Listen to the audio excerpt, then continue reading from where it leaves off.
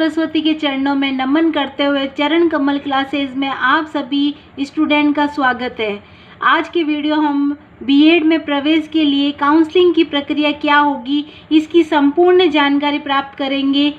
आपको किस तरह से कॉलेज आवंटित होगा, आपको शुल्क कितना वो कब जमा करवाना है, आपको अपने डॉक्यूमेंट कब वेरीफाई करवाने हैं, या इस काउंसलिंग की क्या प्रक्रिया रहेगी, आपको उस पूरी प्रक्रिया की जानकारी इस वीडियो में प्राप्त होगी। तो वीडियो को लास्ट तक देखें ताकि आप काउंसलिंग की संपूर्ण जानकारी प्राप्त कर सकें। तो बात कर रहे हैं हम सबसे पहले कि जब पीटीटी का आपका रिजल्ट आता है, प्रवेश परीक्षा, आपने जो पीटीटी का एंट्रेंस एग्ज़ाम दिया है उसका रिजल्ट आता है, तो उसका रिजल्ट आपको पीटीटी की वेबसाइट से पता करना होता है। आपका रिजल्ट किसी व्यक्ति अथवा डाक के माध्यम से आपको सूचना नहीं दी जाती है, तो आप रिजल्ट आते ही अपने रिजल्ट की जानकारी पीटीटी की वेबसाइट से प्राप्त करें। परीक्षा की अंक तालिका में अभ्यर्थी जांच ले कि उसके डाटा सही है या नहीं।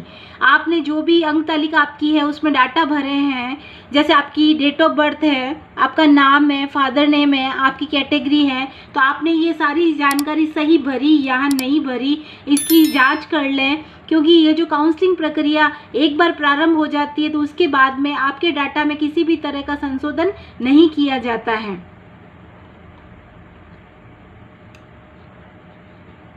पीटीटी में प्रविष्ट सभी अभ्यर्थियों का बिना किसी कट ऑफ के परिणाम जारी किया जाता है। जो कैंडिडेट हैं तो उन सब का, जितने भी पीटीटी में भाग लेते हैं, उन अभ्यर्थियों का रिजल्ट डिक्लेयर किया जाता है, तो इसकी कोई कट ऑफ नहीं होती है। तो जो अभ्यर्थी है, जो कैंडिडेट है, उनको इस टेस्ट में चाहे कितने भी अंक प्राप्त हुए, रजिस्ट्रेशन शुल्क अनिवार्य रूप से जमा करवाना चाहिए और इस काउंसलिंग में भाग लेना चाहिए ताकि आपको कॉलेज आवंटित हो जाए। और अगर किसी कारण से आपको कॉलेज आवंटित नहीं होती है तो आपको शुल्क राशि वापस प्राप्त हो जाती है। शुल्क राशि किस तरह से वापस प्राप्त होती है तो इसका प्रोसेस भी आपको आगे इसी वीडियो में बताया गया है। अभ्यर्थियों के प्रवेश हेतु उनके द्वारा दिए गए विकल्पों की प्राथमिकता को ध्यान में रखते हुए अभ्यर्थी की संकाय, श्रेणी एवं उप श्रेणी, परीक्षा में प्राप्तांक, शिक्षण विषय के अनुसार उपलब्ध सीटों पर मेरिट के आधार पर विद्यालय, महाविद्यालय आवंटित होता है। तो आपकी कौन सी फैकल्टी है, आप आर्ट्स है, साइंस है, कॉमर्स है, आपने जो कॉलेज चूज करा है उसमें आपके सब्जेक्ट है या नहीं है, आपके मार्क्स कितने आए हैं, उसके अनुसार एक मेरिट बनती है, फिर आपको कॉलेज आवंटित होता है।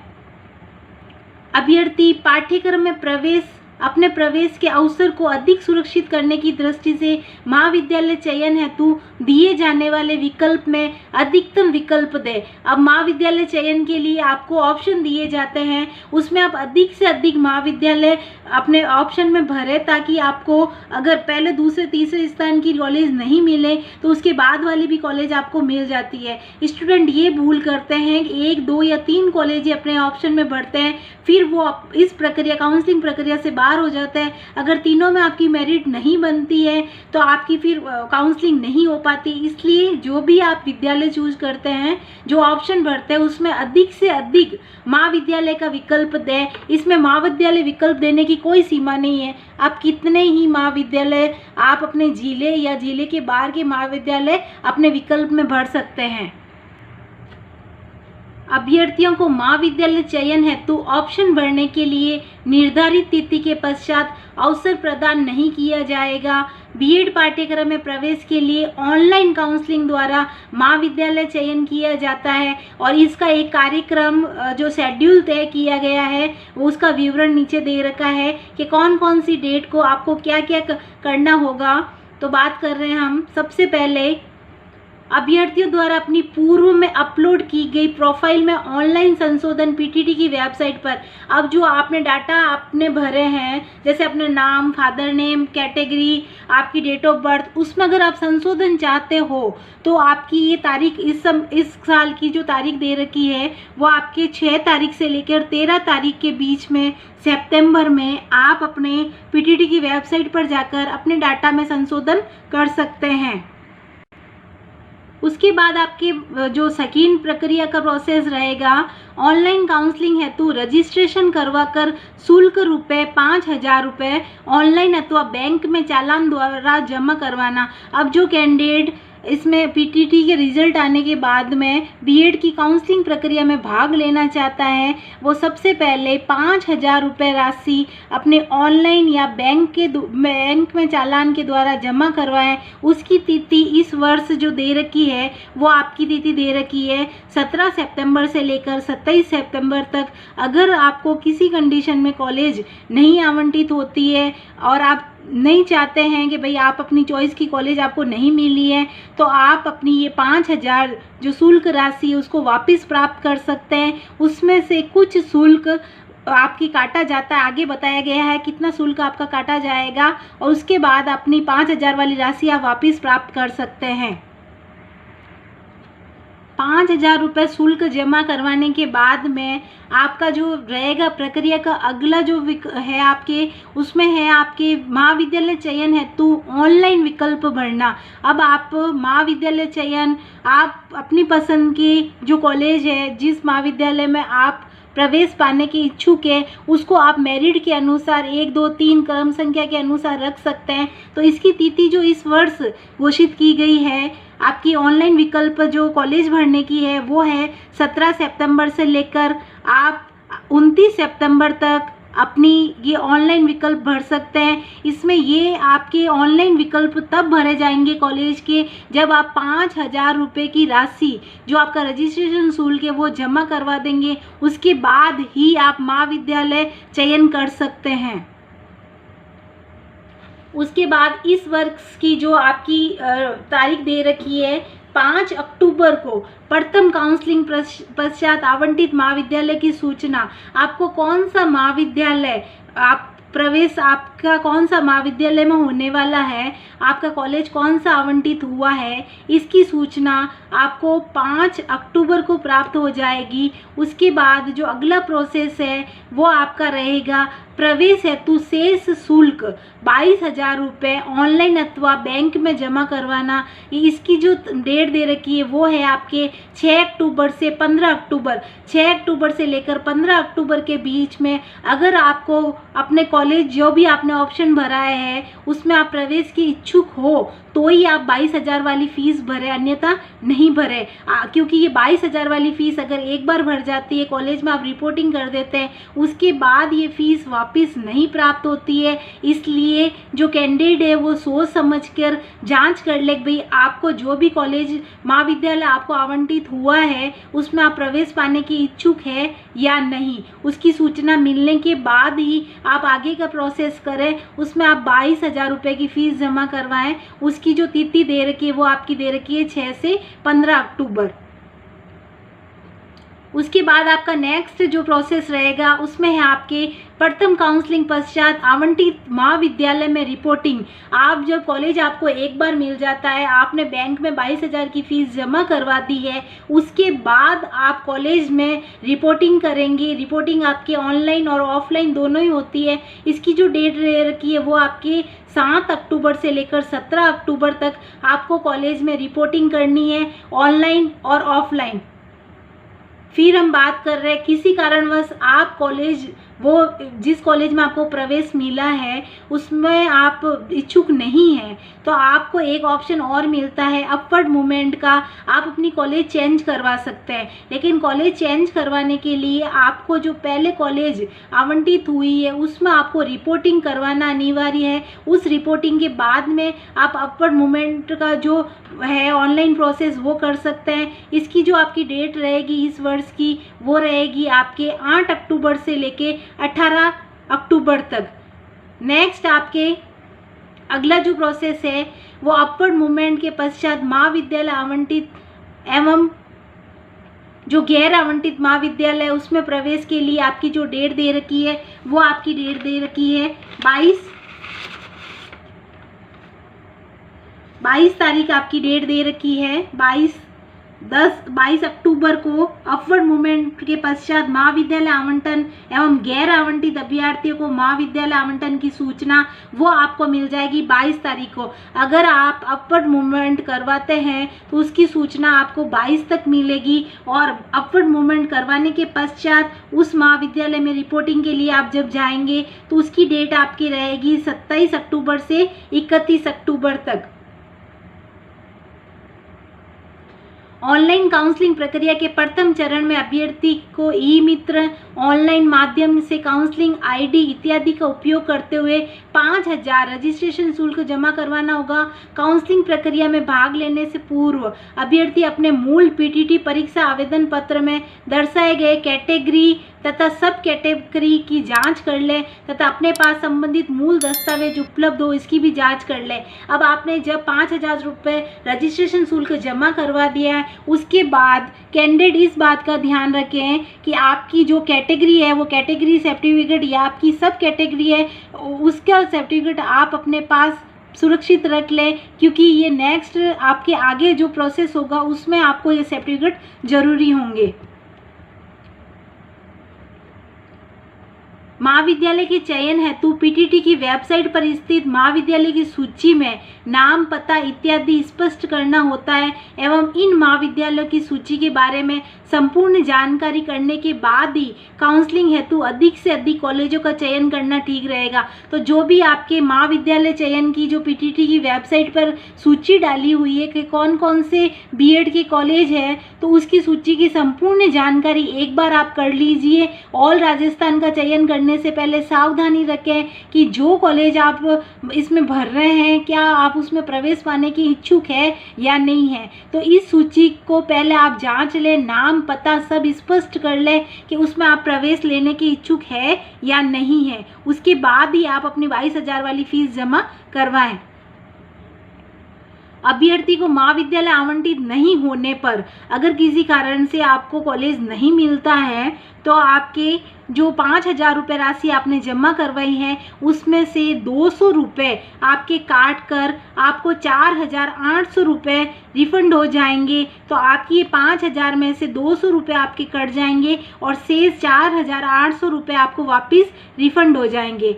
और इसमें किंतु महाविद्यालय आवंटित होने के उपरांत ऑनलाइन रिपोर्टिंग नहीं करने वो शेष शुल्क जमा नहीं करवाने पर अभ्यर्थी के 600 रुपये काट कर रिफंड हो जाते हैं। तो इसमें एक और, अगर आपको कॉलेज आवंटित हो जाता है उसके बाद आप 22,000 वाला शुल्क नहीं जमा करवाते हो तो आपके शुल्क जो 5,000 रुपये आपने राशि जमा करवाई है उसमें से 600 रुपये आपके कट जाते हैं और शेष राशि आपको प्राप्त हो जाती है।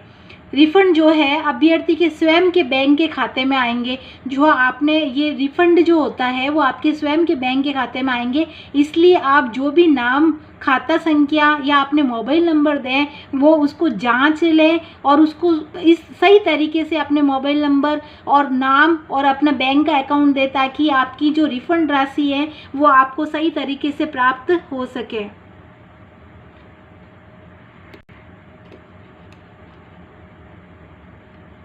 काउंसलिंग के उपरांत अभ्यर्थी महाविद्यालय आवंटन की सूचना उनके मोबाइल नंबर पर प्राप्त होगी और अभ्यर्थी अपना आवंटन पत्र डाउनलोड कर उसका प्रिंट निकाल लें। जिनको महाविद्यालय आवंटन हो जाता है वे शुल्क की राशि, अब नेक्स्ट आपका प्रोसेस रहेगा, ये आपको कौन सी कॉलेज मिली है इसकी सूचना आपको मोबाइल नंबर पर प्राप्त होगी। तो जिस समय आप अपना रजिस्ट्रेशन शुल्क जमा करवाएं और अपनी जो नाम और सूचना अपनी भरें उसमें सही मोबाइल नंबर भरें ताकि आपको समय पर सूचना प्राप्त हो सके। उसके बाद आपका जो शेष शुल्क है, जो राशि है, कॉलेज फीस है, वो आपकी 22,000 रुपये वो आप ऑनलाइन से या ई मित्र के माध्यम से जमा करवा सकते हैं और आवंटित महाविद्यालय में ऑनलाइन रिपोर्टिंग करेंगे। अब जो आपको कॉलेज मिल गया है वहाँ पर आपको ऑनलाइन रिपोर्टिंग करनी होती है। इसका प्रोसेस होता है अभ्यर्थी को स्टूडेंट लॉगिन पर जाकर सभी वांछनीय डॉक्यूमेंट्स अपलोड करने होंगे। आपके जो भी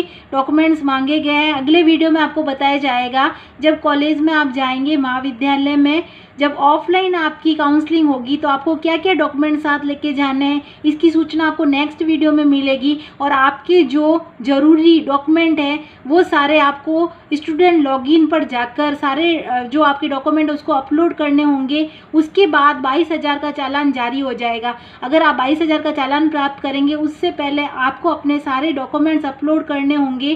फीस जमा होने के पश्चात महाविद्यालय उन डॉक्यूमेंट को वेरीफाई करेगा और अभ्यर्थी का प्रवेश कंफर्म होगा। अब ये जो आपने 22,000 का चालान भरा है उसमें अगर कोई कमी होती है तो ये सारी जानकारी महाविद्यालय जब ऑनलाइन रिपोर्टिंग महाविद्यालय में ऑनलाइन रिपोर्टिंग होगी तो वो आपके सारे डॉक्यूमेंट की जांच करेंगे।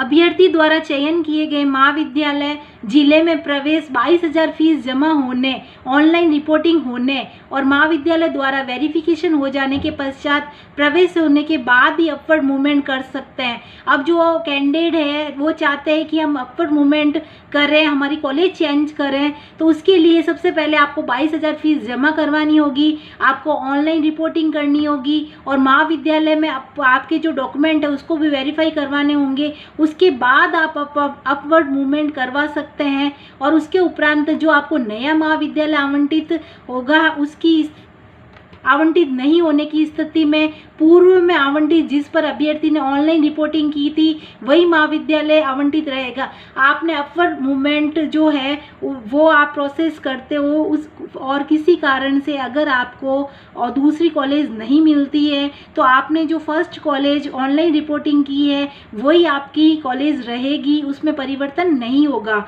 और किसी भी स्थिति में आपको फीस रिफंड नहीं होगी तथा अपवर्ड मूवमेंट होने पर नए आवंटित महाविद्यालय में ऑनलाइन रिपोर्टिंग करनी होगी। आपको रिपोर्टिंग ऑनलाइन दोबारा करनी होगी, आपके डॉक्यूमेंट अपलोड करने की आवश्यकता नहीं है और ना ही आपको दोबारा फीस भरने की आवश्यकता है, लेकिन आपको रिपोर्टिंग ऑनलाइन वापस जो आपको अपवर्ड मूवमेंट में कॉलेज जो दूसरी कॉलेज मिलती है, आप कॉलेज चेंज करवाना चाहते हो तो उसमें आपको ऑनलाइन रिपोर्टिंग करनी होगी। फीस जो आपने 22,000 रुपये भरी है वो दोबारा नहीं भरनी होगी और आपके जो डॉक्यूमेंट है उसको भी दोबारा अपलोड करने नहीं होंगे। नेक्स्ट आपकी काउंसलिंग का जो प्रोसेस रहेगा उसमें अभ्यर्थी का महाविद्यालय आवंटित होने और 5,000 और 22,000 तो कुल आपने शुल्क जमा करवाया 27,000 शुल्क जमा करवाने और ऑनलाइन रिपोर्टिंग वो महाविद्यालय का वेरिफिकेशन हो जाने के पश्चात प्रवेश होने के बाद किसी भी प्रकार का शुल्क रिफंड नहीं किया जाएगा। एक बार अगर आपने ऑनलाइन रिपोर्टिंग करवा दी है और कॉलेज में आपकी ऑफलाइन रिपोर्टिंग भी हो गई है तो उसके बाद में आपको शुल्क वापस प्राप्त नहीं होगा। अपवर्ड मूवमेंट में अपवर्ड नहीं होने पर पूर्व में आवंटित महाविद्यालय में प्रवेश माना जाएगा और शुल्क रिफंड नहीं होगा। अगर आप अपवर्ड मूवमेंट का जो प्रोसेस करते हैं, कॉलेज चेंज करवाने की इच्छुक है और किसी कारण से आपकी कॉलेज चेंज नहीं होती है, जो पहले पूर्व में आपकी कॉलेज रहेगी उसी में आपका प्रवेश माना जाएगा। महाविद्यालय आवंटन की प्रक्रिया पूर्णतः ऑनलाइन है और समस्त प्रक्रिया अभ्यर्थी द्वारा चुने गए महाविद्यालय, उपलब्ध सीटें, संकाय, विषय, अभ्यर्थी की कैटेगरी, सब कैटेगरी के अनुसार राज्य सरकार द्वारा समय समय पर जारी निर्देशों के अनुसार ही होती है। तो राज्य सरकार के द्वारा जो निर्देश जारी किए जाते हैं, कोई परिवर्तन होता है तो वही मान्य होता है। एक बार काउंसलिंग प्रारंभ होने के बाद आवेदन पत्र में किसी भी प्रकार का संशोधन संभव नहीं है, तो जो आपको संशोधन की तारीख दे रखी है उसी बीच आपका संशोधन किया जाता है। आपके फॉर्म में अगर कोई भी मिस्टेक है तो उस समय आपका संशोधन होता है। यथा कैटेगरी, सब कैटेगरी इत्यादि इनका जो भी संशोधन है वो उसी समय किया जाता है, उसके बाद आपका किसी भी तरह से संशोधन नहीं किया जाता है। तो आपके जो डॉक्यूमेंट है जैसे ओबीसी वगैरह, तो ये ओबीसी आपका ज़्यादा पुराना नहीं चलता है, वो एक निर्देश होता है कि कब आपको ओबीसी नया बनाना है तो वो ओबीसी आपका मान्य होगा।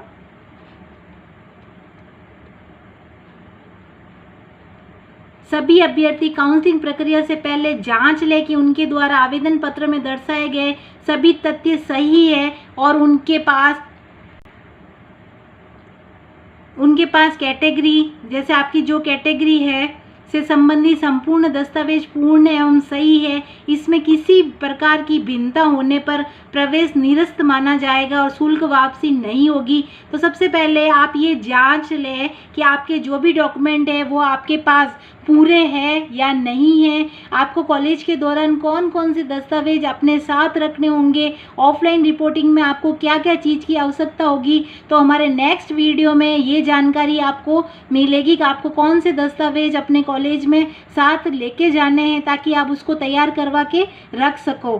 तो ये जो इसकी समस्त जिम्मेवारी है वो कैंडिडेट की होगी और किसी भी कंडीशन में अगर आपका कोई भी डॉक्यूमेंट गलत पाया गया तो उसकी जो शुल्क राशि है, आपने जो फीस भरी है वो वापस उपलब्ध नहीं होगी।